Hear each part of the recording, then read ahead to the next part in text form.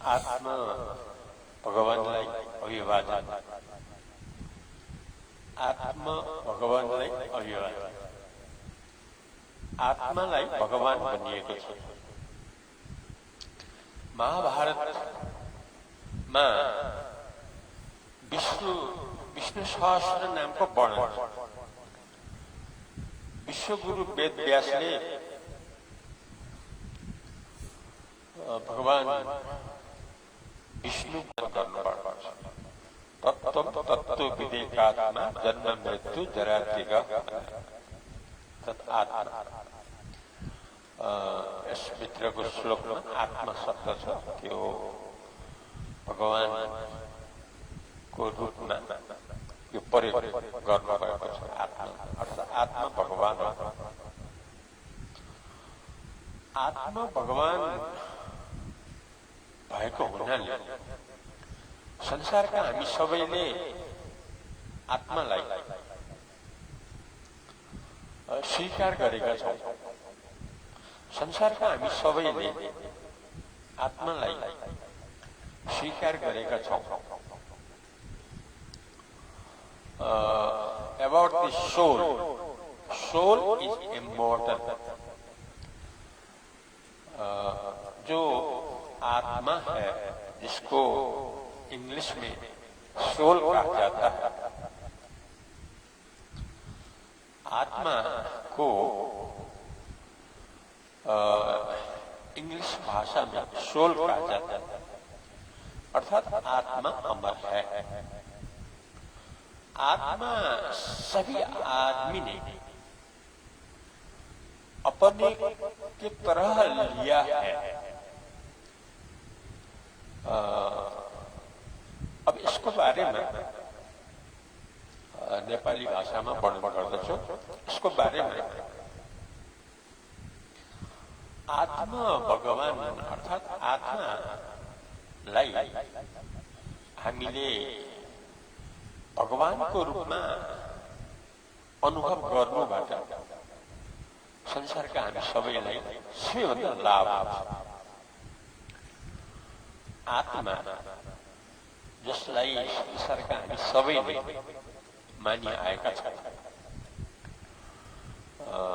यसको सही अर्थ बारेमा, सत्य अर्थ बारेमा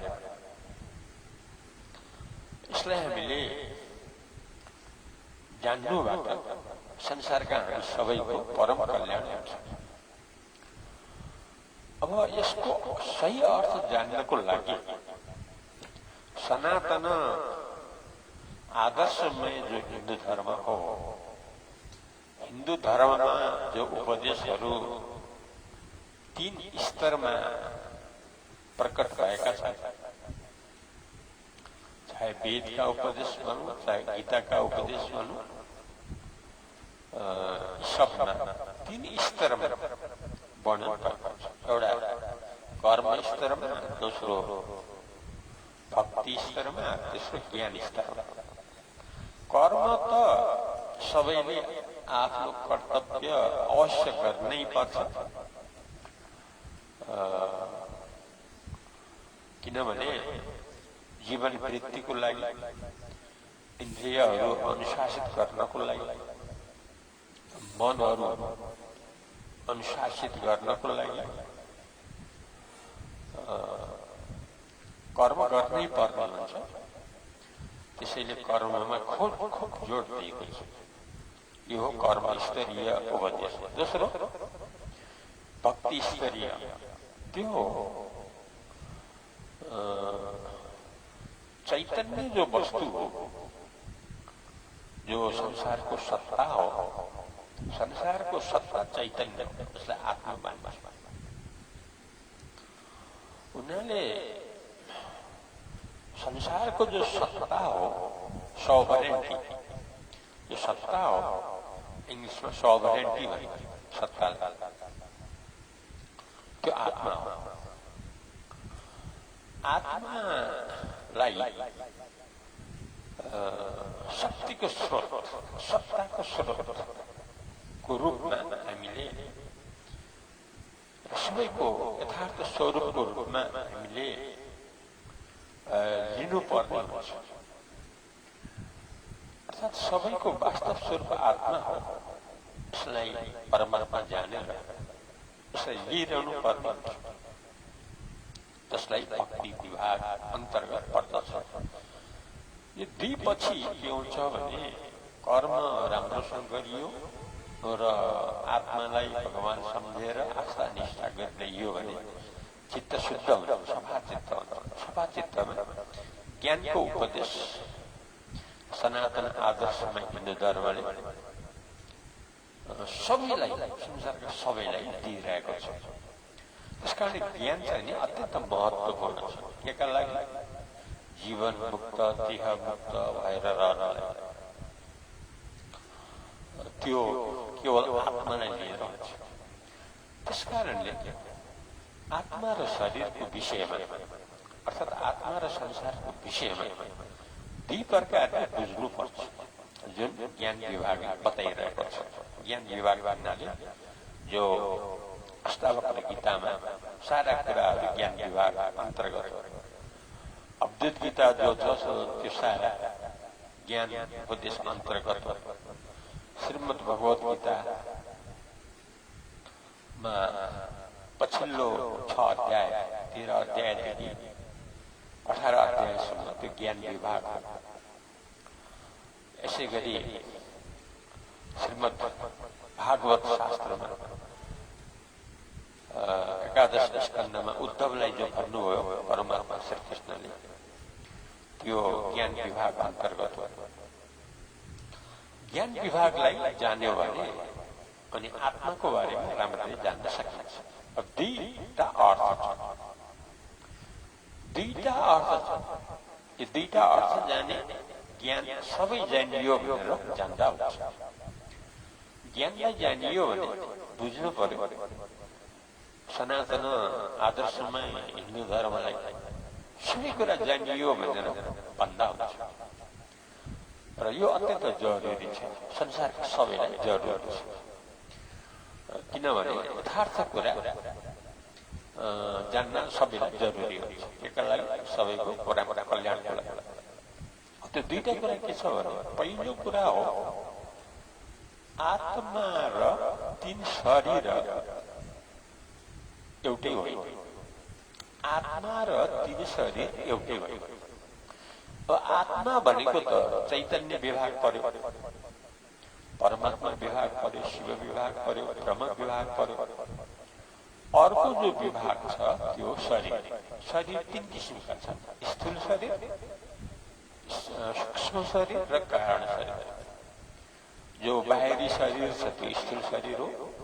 मनरूपी शरीर जसले 84,000 जुनी घुमाइरहन्छ त्यो सूक्ष्म शरीर हो।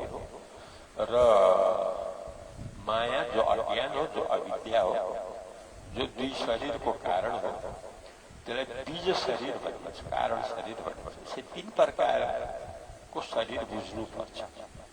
अब यो तीन प्रकार शरीर र आत्मा एउटै होइन, यसरी बुझ्नु पर्छ। जस्तो दृष्टान्तमा नोट भनेको पैसा, नोट र कागज, नोट र कागज एउटै होइन। दृष्टान्त मानौ 1000 को नोट छ। अब 1000 को नोट र कागज एउटै होइन। त्यस्तै आत्मा र तीन शरीर एउटै होइन।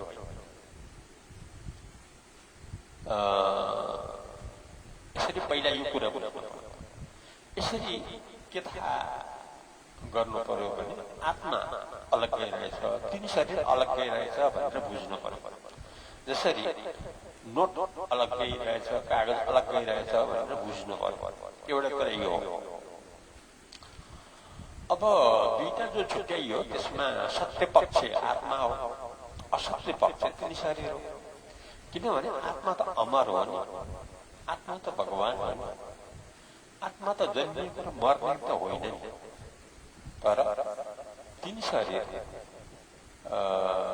आउने र जाने हो, कल्पित हो, दृश्य हो।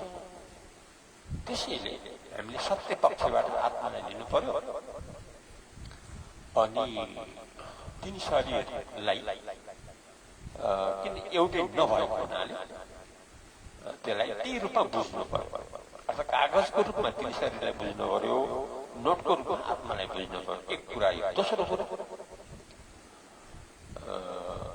आत्मा र तीन शरीर, आत्मा अलग्गै तीन शरीर अलग्गै होइन, यो पनि बुझ्नु पर्यो। यो दोस्रो, आत्मा अलग्गै